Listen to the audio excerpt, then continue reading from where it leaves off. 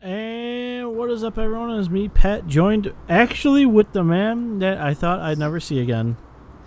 Shocking, I know. Mr. Nan Man himself. What's up, brother? Not much, not much. I'm actually here for once.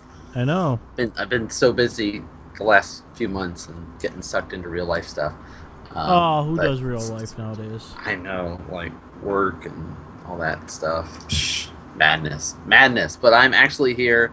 I've been playing a lot of Magic. Been playing a lot of Hearthstone. A lot of Heroes of the Storm. Just gaming a lot with the little free time that I've had. So nice. It's been good. It's been good. Well, it's good to have you. As you guys can see, we're missing Brandon, so it's like I get one back and then the other one just. Exactly. Yeah. So but you can never have all three of us. It just won't happen. No, I don't know what's going on there, but I'm happy to have you, bud, and it's nice to finally get some of the crew back together. Right. So tonight will actually be a pretty short night. I'm not gonna lie. With Gen Con and all that, it was there really was no big events. No, not really. I mean, it's more of a kind of build up. Everyone took that week off knowing that it was Gen Con. They weren't going to try to throw in a lot of stuff. So, yeah, makes perfect sense. No, so you said you were playing a lot of Magic. So we go over our weeks normally. How's your last 2 months been? Yeah, it has been. I was telling Brandon that the last time that I remember being on was right before M15 came out. So it has been a little while. You think? But I sadly didn't get to play very much for M15 at all. Like I played the release day, but I didn't get to play really. Or I did the pre-release. I didn't get to do the release day. I didn't get to do game day. I really haven't been able to do too much with M15, but it's a core set, so I'm not like super sad about that.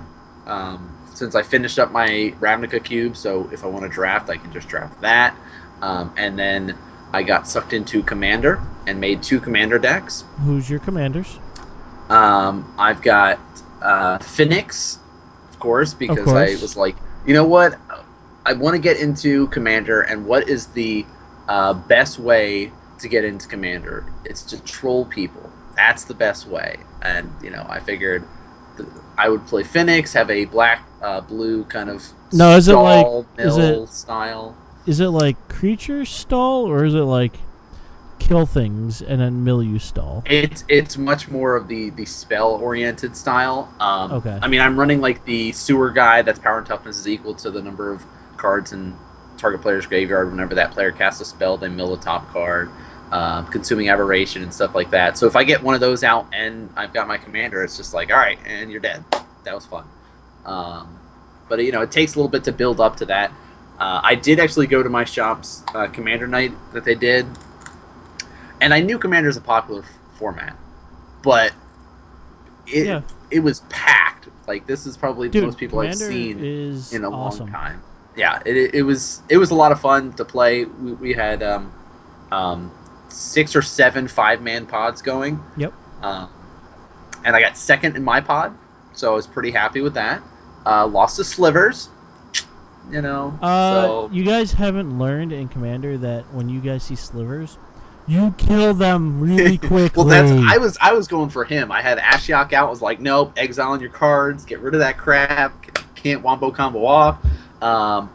But it was just it didn't matter because somebody else became much more of a threat, and the other guy was like, I'm not getting his slivers. So everyone's like, all right, we can ignore the sliver guy for a little bit and deal with this actual threat for a little bit, and then it didn't pan out so well. Why do you think I built the biggest asshole deck in the world? But I've got a few of those. Yeah, right. That says like. But I actually, when I sit down and put my commander down, if I'm playing that one deck, people actually, it's like worse than slivers because I play Projo. Yeah. And okay. Yeah, when you put down a 5-color commander that's protection against everything, people get scared. Yeah. They kind of look at you and go, "So, what you got there?" So he's the guy we kill first, and then we'll all fight over second, right? It's honestly it gets there, but I have put a lot of time and money into that deck, and by lots of money, it's yeah. Well, see, what's nice too with Commander for my group of friends and my girlfriend who's gotten into Commander now too is we're basically saying it is a casual format. We are having a $10 card limit, saying you cannot spend more than $10 on a card. That's how we're kind of justifying just being. My deck's out. Yeah, right. So we're it's like as fun as it is to get those crazy like turn 4, turn 3 combos you can do and just I don't combo. I built Super Friends and Gods. See that is a cool style. I do like that idea of just sort of the Super Friends Commander deck. There was somebody in my pod that had the Super Friends deck, and it's a cool style. I like that, but just because we're all starting out, we want to have that sort of casual stuff, especially because me and my buddy play Modern and stuff like every week now. So it's like we want that other outlet that we don't have to be like, oh, we've dumped hundreds of dollars into our Modern decks right now. Let's just have fun with this. So that's how we're kind of justifying Commander for the time being. Yeah, see, for Commander, for me, I always try to think, how can I have the most fun? I don't care about everyone else. It's how can I have the most fun? And generally, it's I do like we have a guy that a good friend of mine. He built Hugs with good old Hippogriff. Yep. And Hugs is a lot of fun, but when you get Hugs, we were doing a 2-headed giant 2 weeks ago, and it was Hugs and my Super Friends deck versus two very aggro-oriented decks. Ooh. Crush, and I forget who else was the other one. And he looked at me and goes, I'll just stall the board out, and then you just have fun. And I said, oh, I could do that. And then we looked down, and he looked at my hand, and he looks and goes, so you have your amulet already? You have your doubling season. I'm like, uh-huh. He goes, you have top. I go, uh-huh. I go, keep looking. He goes, you have Nico and Chandelier. I'm like, yep. And I had the madness to start all that up. And I kept drawing into mana, so it was phenomenal. He just stalled it out to the point where I could just drop doubling season on like turn 4. Ugh. And then keep topping and Amulet of Vigor on the battlefield because Academy Runes is awesome. Yeah, I can see how you'd have a lot of fun with that. And then I dropped. The guy had like 20 like little like cards on the field because he kept playing all these like 1-drops and mana ramp and just keep putting things out. And so I shined on alert him on an ultimate. Yeah. Let's put it this way: he wasn't too happy. Yeah. And since I saw him as more of a threat than his buddy, he got the Nico Bolas the second turn, so he had no lands left. Evil, evil, evil. Oh, it is amazing. So, yeah, no, it's good to hear you got into Commander. So, you got Fenix, and who was your other Commander? Sensei Golden Tail. I love a good Sensei. Mono white samurai deck. There's a couple non-samurais in there. I got a couple angels and a couple other like Gideons in there. You need like good fillers, so, like ones that are game changers or game players. So, well, what's great with this is it's basically I just need one creature and I can kill you with it. Whether it's my commander and I throw him down, he only costs 2, so immediately it's kind of much more of the aggro. I've got majority of the swords in there because I've had them for a while, and so that kind of gets past my $10 limit. Is if I already have the cards, I don't have to spend the $10 to go and get them. I've got the swords, so I put all the swords in there. So it's it's a pretty scary deck. Right now I don't have very much mana fixing in it, just because I haven't invested in picking up like another Soul Ring or really any other mana rocks. They're all in my main deck. This is just kind of like samurais are awesome, swords are awesome. Let's mesh the two together, and then it's just got like a bunch of enchantments like choose a target creature. Creatures of that type get +1/+1. So it's like samurai. All white creatures get +1/+1. Why not? Your creatures get double strike, and just it gets that's pretty why crazy. I made Hydra's Gone Wild. So I just also I love tribal decks. So that's same here. That's why I'm going elves, but I'm doing elves my way, which is scary because I've been I play legacy elves. I'm pioneering something with modern elves. I'm trying to figure out that working. And now I'm looking at Commander. I'm like, I'm just gonna build elves. And I'm pretty sure it's gonna be Selvala as the Commander, because she's kind of cool. Mm-hmm. I was thinking Azuri, but Azuri's gonna be in a deck anyway, because who doesn't love to regenerate all your elves?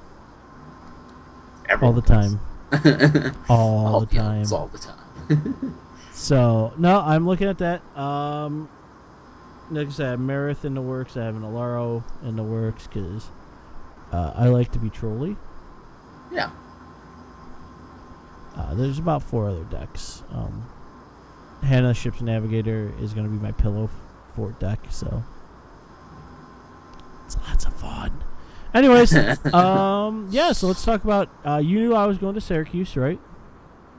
No. Oh, I went up to the SCG Open in Syracuse. It was a lot of fun. That was about 2 weeks ago. So yeah. That was a good amount of time. Were you playing standard for it? I played my version of Jund Devotion. It was a mono green shell, mono green Devotion shell with a few spicy add-ons. Of course. And it did very well up until about round 4 when I got faced against Jardine. Excuse me, Jadine. She listens. I do apologize, Jadine. She is the one that took second place with Mono Black in Chicago, the GP Chicago. Yeah, yeah. Got paired against her. It went 3 games, and it was a complete and utter slugfest. It was basically she had to top deck a kill spell, or I was going to sack to her Desecration Demon. And then whatever I drew off the top was live to kill her, because all I needed was 3 points of damage. And as long as I got a creature, I had already... my most favorite card in the world, and that's why he was in this deck, is Zenagad. And he gives everything haste and doubles their attack. So even a wily old Courser would have been a lethal attack. So, it was a good time. I sadly lost that, and then that sent me into the loser's bracket where I got promptly placed against Andrew Tenjum. Ow. And he was running I was like super happy that I was playing him because I knew he had been trying the black-green devotion version of this deck. So I was like, oh, it'll be a mirror matchup. I perform really well. He just sounds playing freaking mono black. And just and beats me in 2 games or 3 games with Desecration Demon. What's up, Rogue?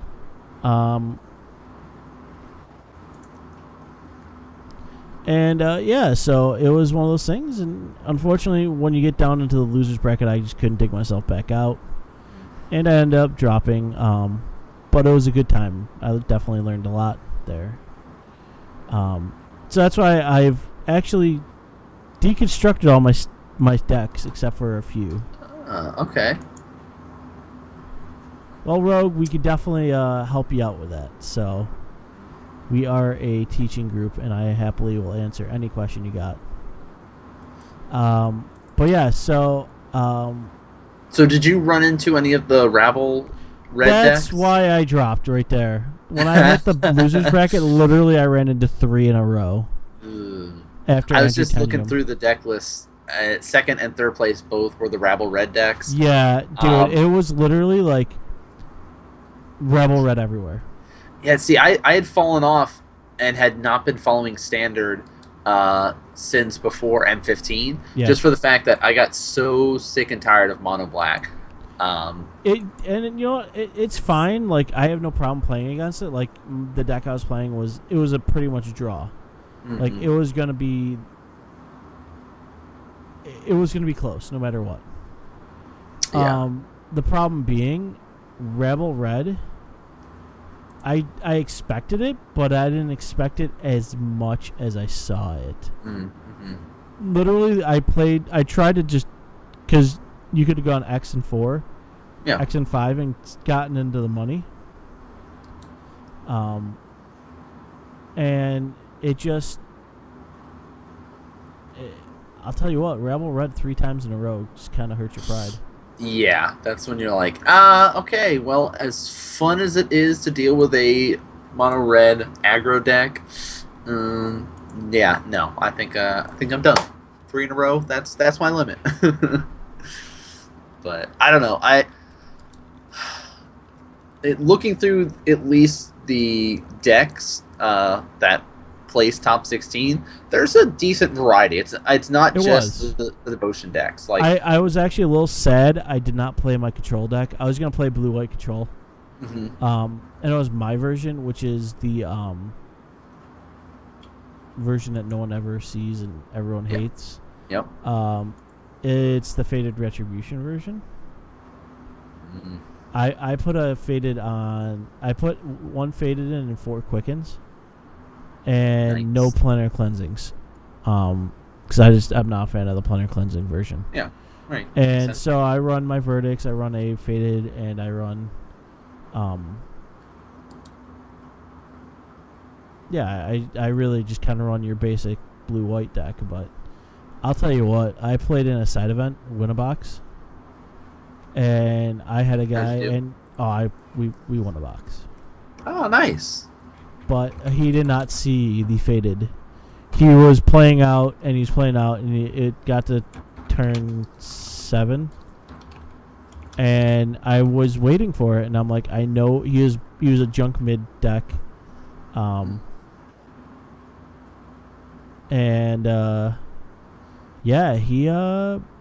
I was like, I know he's got something big in his hand. Right. And because he had just dropped a Johnny Mentor on turn 6. And I'm like, all right, so he's got to have something goofy. And doesn't he drop an Obsidian? Yes. I'm like, I did not have a counter, but I do have a Faded Retribution. And I'm like, huh. So I'll just fade on top of that. He automatically looked at me and goes, who plays that card? And I'm like, who plays that card? I'm like, don't you realize Don't you know? 7 mana for control deck's nothing? Yeah. Mana? Who needs mana? That's like I untap, I draw, I have I put a Jace onto the field, take it up, or take it down and draw things. I automatically took control over the game at that point, and he was just like, I'm done. Yeah. I'm like, well, it's like the blue-white deck, control deck that won the M15. Oh, yeah.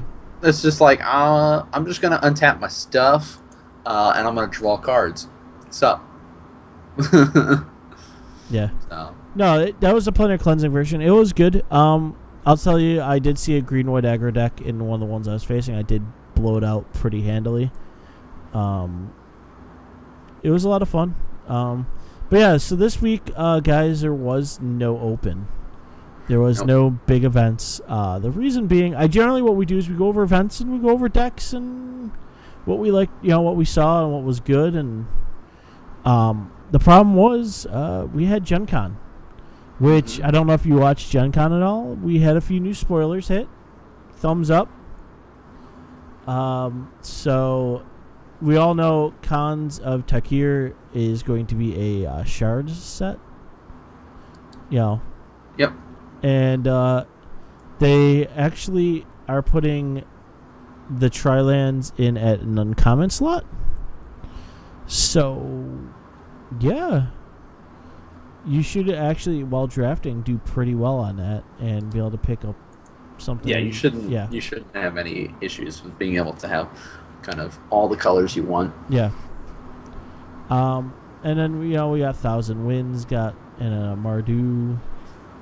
So there's a few cards that have been released, but I'm happy to see the Tri-Lands back and where they're at. So they're definitely gonna make a lot of fun drafting because they've actually said. I don't know if you've been keeping up with a lot of the news.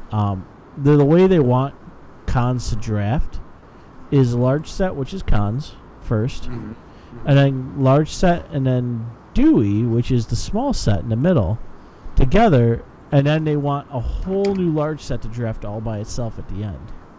Interesting. Okay, so it's going to be basically 2 in 1. Yeah, that's how they're planning to do that. Yep. I kind of like that. Yeah, it's definitely different. It's definitely different because I remember how Mark said that he was really pleased with how Theros and Journey into Nyx went, and he's like, "Sorry guys, we sort of dropped the ball there on one of the gods. We were too busy worried about the third set and just sort of ran into a wall there for the second one." So I like that they're like. Trying something a little different, being like, we're just going to pair the first two together and keep that strong third set by itself kind of thing. Well, it's still a block, a 3-set block, but it's going to be just that little bit, when you draft it, it's just going to be that much nicer of a set, they say. Yeah. So it's going to be large, small, large again. It's not going to be like large, small, medium. Yeah. Where they like, it's like a 260 card or 70 card, which is the medium size. Now this is going to be another 300 card set, 300 card plus. Which is going to be awesome because a little bit of news has trickled out about Wizards, and they've said they don't want Standard to get as stale as it was or as it's gotten with that mono black, mono blue. You just kind of deal with it, right? And a few little hints and trickles have come out that they kind of wanted to bring Extended back in a way. And I don't know if you ever remember Extended. No, I didn't play. It was basically the 3 sets or 3 blocks together, the newest 3 blocks. It wasn't Extended like before Modern was a thing. Kinda, yeah. It was basically like the newest 3 or 4 blocks. I forget exactly. And what they actually did, or they're kind of hinting at, is it would be standard would now be the newest 3 blocks starting at Theros. So you'd go just about 2.5 years, 3 years without a rotation.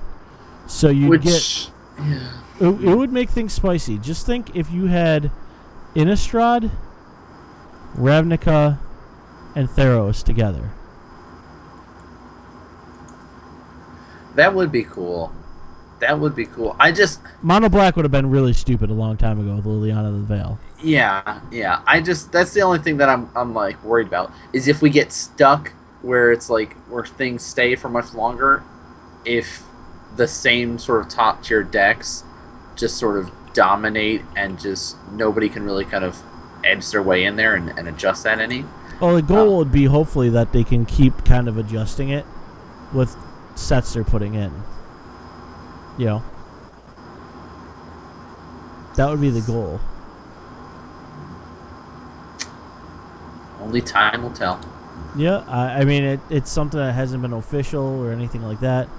But yeah, it's it is what it is, and if that's what they choose, I'm all for trying it because I do like Modern and I love Legacy, but Standard is where my home's always been ever since it became a format, and that's always going to be where I play at a regular basis. So, but I do love me some Commander. I'm not going to lie. But I do love me some Commander. Dude, the complete silliness one can have in Commander is just awesome. Yeah. So. But yeah, Commander is great. I don't know. We'll see. I'm liking how things have slowly kind of been hinted at with Khan so far. I'm actually, because I'm not playing Standard at all anymore. I'm only playing Modern and Limited and Commander now. So is where I'm going with things. Well, that's not bad. I mean, Modern's a good investment all around. I mean, well, this is like I've got my Infect deck that I'm actually going to be playing this weekend in DC. Because Star City Open is going to be in DC, so I'm just going to go play on Sunday for the Modern event. And then I've got my Merfolk deck that's done. So I've just been having fun. And I have the Mill deck, which I played for like a month straight at my shop and would go like 2-2 or like 1-3 kind of thing, and just like troll people. And then I just played this week with my Infect deck on Tuesday and got second place. So I was like, well, I guess I just need to stop trolling people and actually play. Yep. But I don't know.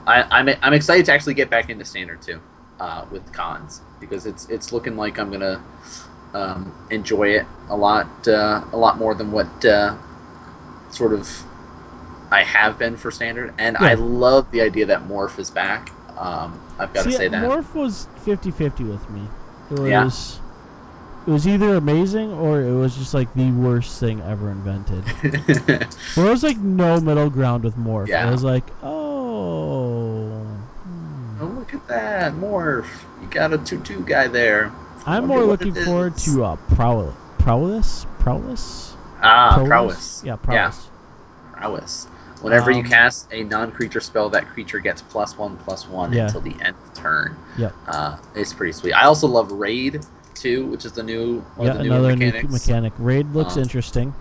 If you attack with the creature this turn, he deals 2 damage. Yeah, I mean, Mordu the Heart Piercer looks pretty awesome, especially for a limited format.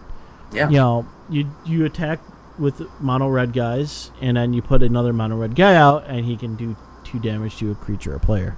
So it's another shock, But the big thing I wanted to go over tonight, I don't know if you've been keeping track, is Annihilation is out tomorrow. From the Vault Annihilation. Oh, I remember I saw spoilers for it like initially, but hadn't really seen much of it since then. Yep, Front of Annihilation is fully spoiled, and it is out tomorrow. And I'll tell you what, dude. Pretty awesome. I know I remember looking at the art, and I was really, really happy with the different artworks for all of the everything, but I don't remember all the cards. Let's go. Why don't we go over some of the cards? Sure. Then? I'll go over the 15 you're going to see. So you're going to see Virtue's Rune, which is a destroy all white creatures card. It's a black card. Great card. I've played it. It's oh, sorry, Rogue. It's actually the new Moto online. I like it. I've personally been a fan of it. They've been syncing basically since they've gone to 1v4 client. They've actually been making progress with everything. So, pretty happy with it. I'm not gonna lie. So, another card is Upheaval. Return all permanents to their owner's hand. It's a 6-drop, blue. Terminus gets a foiled version from the vault. Very sweet. Smokestack. I don't know if you ever played Smokestack. Great little artifact card. No, never played Smoke. Yep. At the beginning of your upkeep, you may put a soot counter on Smokestack. At the beginning of each player's upkeep, now it's each player, so it's you included. That player sacrifices a permanent for each soot counter on Smokestack. I feel like you could have a lot of fun with that in Commander. Where do you think it's going? So Marshal Coup is on there. Put X white 1/1 soldier tokens onto the battlefield where if X is 5 or more, destroy all creatures. So it's 2 white and an X. Yes, it is a completely awesome board wipe where you get to put creatures onto the field. Yeah. So Fracturing Gust is in there. Destroy all artifacts and enchantments. You gain 2 life for each permanent destroyed this way. Pretty sweet. Yep. Fire Spout gets a print, and I was a Fire Spout fan, and I'm happy. Like it. Yeah. Decree of Annihilation, another really strong card. Destroy all artifacts, creatures, and lands from the battlefield, and all cards from all graveyards and all cards from all hands. Blow everything up. You got it. Or you can cycle it and just blow up all lands. You got it. Child of Alara gets a foiled reprint. Mm-hmm. Thumbs up there. There you go. Make your Super Friends deck, guys. With Super Friends or whatever you want it to be. Child of Alara. Yeah. See, I don't like Child of Alara for Super Friends because they're going to kill it. And then you're just destroying all non-land permanents, so your Super Friends go away. Yeah, I guess. That's why I like Projo. See, that's why you got to run Avacyn, and then you're set. Everything's indestructible. No problem. Eh. All right. So, Burning of Zin is in there. You destroy 4 lands you control, then target opponent destroys 4 lands he or she controls. Then Burning of Zin deals 4 damage to each creature. Cataclysm is in there. Each player chooses from among the permanents he or she controls an artifact, a creature, an enchantment, and a land, and then sacrifices the rest. So you can keep 4 cards, and then the rest of that goes away. Sorry. Yeah. Rolling Earthquake is a really expensive card. It gets a foiled reprint, so yes, it will drop in price. I think it was $150. Yeah, good old horsemanship. Yep. So it's a card that definitely is awesome, and a lot of people will be dumping very quick, so I should see that price going down. Living Death gets a reprint, so each player exiles all creature cards from his or her graveyard, then sacrifices all creatures on he or she controls, and puts all cards he or she exiled this way onto the battlefield. Yep, that's a thing. Yep. It's good stuff. Armageddon, we all know what Armageddon is. Great card. Destroying lands. Yep, and it gets some new art. Mm-hmm. And Wrath of God is the Heliod Wrath of God, and I want 4 of these in the worst way. I do like the Heliod version of it. So destroy all creatures that can't be regened. It is pretty awesome. Yeah, that art on the Wrath of God is just amazing. I think the only one that we're missing was the Damnation or whatever. Yep. The Mono Black. Yeah, everyone was looking for a Damnation. Unfortunately, it was not. I could see why they printed what they did, because there's still some really kind of pricey cards in here. Yes. There's some good ones. Yeah, and I mean, like everyone says, oh, Rolling Earthquake, why would I play that? It's such a bad card. I'm like, I don't think you understand. It's value, value, value. Last time they printed a Jace from the Vault 20. This is, Rolling Earthquake. This is going to be Annihilation. It fits very well. Mm-hmm. It's a $150 card, folks. It is, yeah. Like, worth it. You're paying like $50 for a $150 card. Yeah, what is it? It's a $35 MSRP for this thing. Actually, holy crap. The Rolling Earthquake from the Vault is $20. The Portal 3 Kings Rolling Earthquake's $150. Yeah. So you're getting a $20 card on Star City.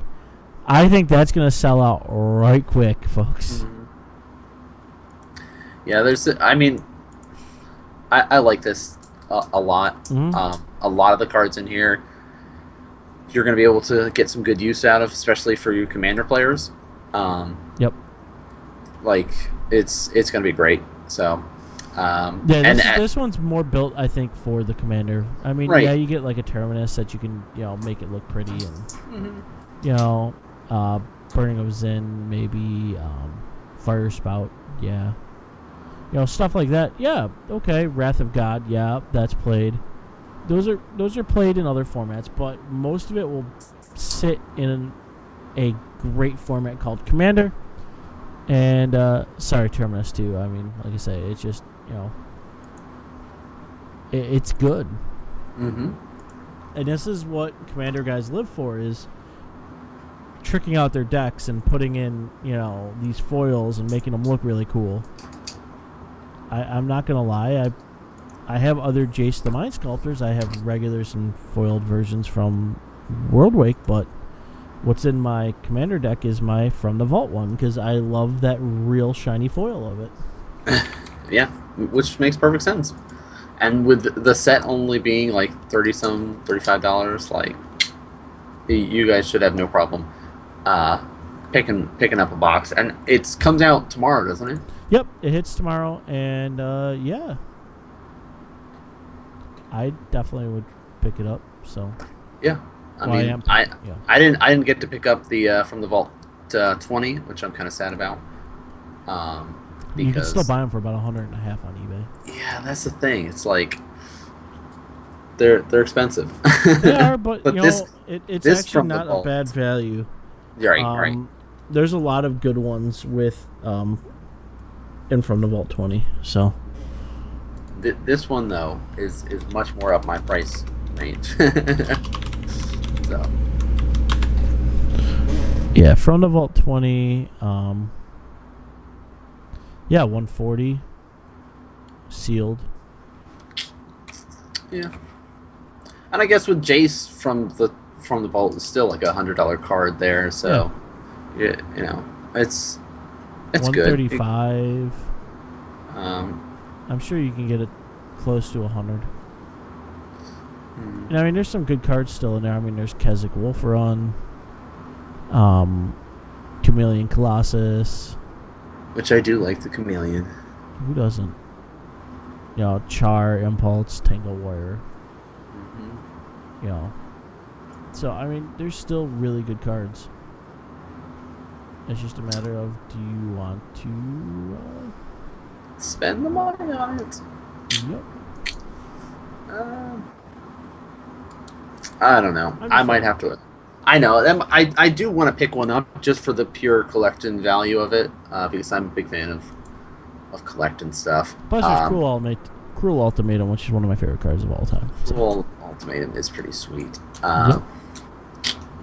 But who knows? We'll see how it works out. I definitely want to pick up Annihilator or Annihilation from the Vault Annihilation. I would. I'm going. Yeah, I will.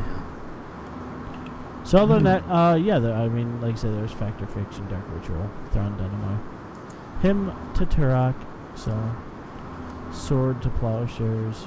The swords, Greenstone Zenith is in there. Mm-hmm. Gilded Lotus was in there.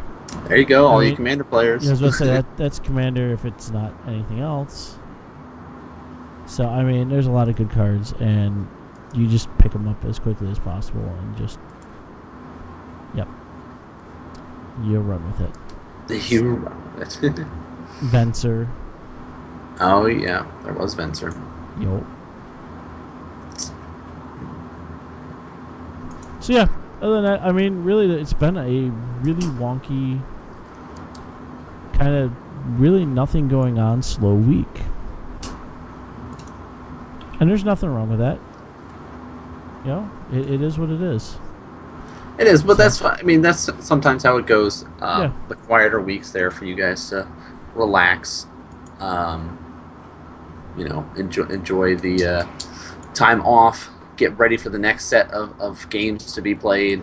Like there is a Open in DC this weekend. I think, what do we have? A couple other events taking place all around the country with their Super IQs and IQs and stuff like that. But when is our next GP that we've got? Is there one this weekend? I think there's one this weekend, but I know there's DC this weekend too. So, and is it this weekend or next weekend for DC? The Star City Open DC is this weekend. Yeah, so DC's this weekend. So, guys, make sure you check it out. Decks I would go into Saturday being Standard. I personally am a fan right now of Blue-White Control, the non-planar cleansing version. With as much Rebel Red going around, planar cleansing's too slow.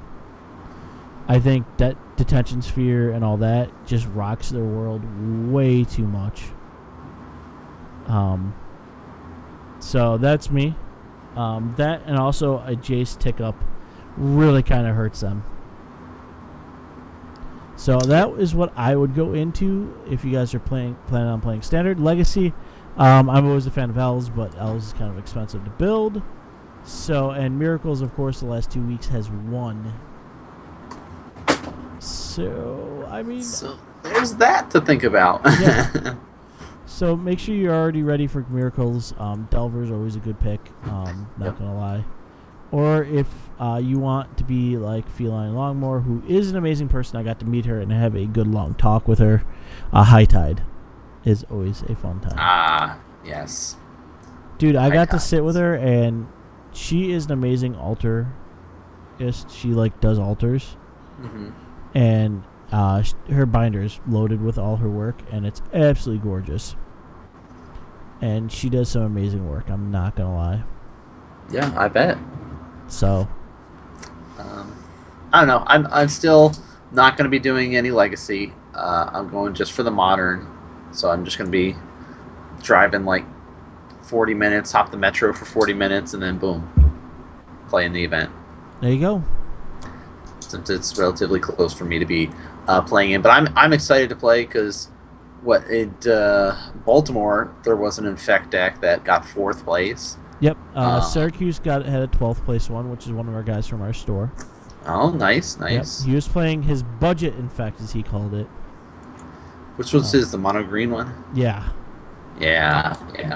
I've been looking through all the different Infects that people have been playing lately, and the mono green one is cool. The concept of it being just like a budget, and you can be like, Cathedral of Wars all day. I don't even need to worry about spending money on fetches. I just have a handful of lands, Glistener Elf, Ironclaw Mirror there, and it's very easy to go from mono green and just slowly build up. Okay, you know what? I'll spend $50, get 2 Noble Hierarchs, and just throw it in the deck or whatever, and go from there and keep building it up so that you get to the spot that you want there.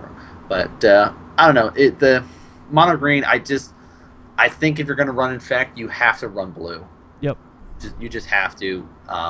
Having the evasion with your creatures there is so important. But it's all preference too. There's so many different styles. You can even go mono black Infect if you want it to be crazy and stuff like that. Sure.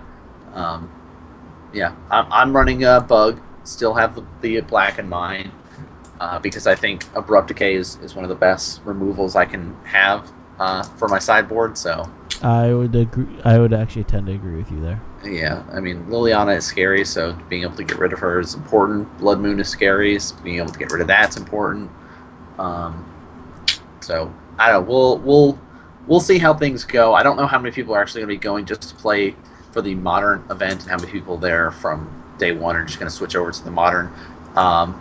For Syracuse, do you remember how big the event was for the Modern portion? Modern, they had 200 and something. 200 and something? Okay. 200 to 300, I want to say. Which isn't, yeah, that's not too bad. I mean, I'm excited to actually get to play a little bit more with my deck and not just sit back here and just wait. So, especially since there's not really that many Modern stuff in my area, and I'm so busy and don't travel to tournaments right now because I never have any free time. So I'm excited that there's actually one in my backyard to play in. Dude, I'm right with you. When Syracuse happened, it was like, this is a godsend because I can then get up there. So it was well worth it. So I wish you luck, sir. I don't think there's much else we need to talk about tonight. So if there's any questions, guys, please hit the follow button or just put them in chat, and we will definitely get to them. If you guys, as always, I'd like to thank our sponsor, cardhoarder.com, where they make everything possible. And if you guys are looking to get back into or buy a lot of cards online, go check them out. Tell them the guys from State of the Gathering sent you. They love to hear that. So, man, you got any closing thoughts? No, just go out and play some games, guys. Whether you're playing casual or competitive with your friends, just go play some games. That's really what it's all about. So. And next week we should have a special guest, I'm thinking. So maybe Netman will actually make it back next week. Who knows? I hope. All right, guys. So as this is for me and Netman, have a great night, and we'll see you guys next week.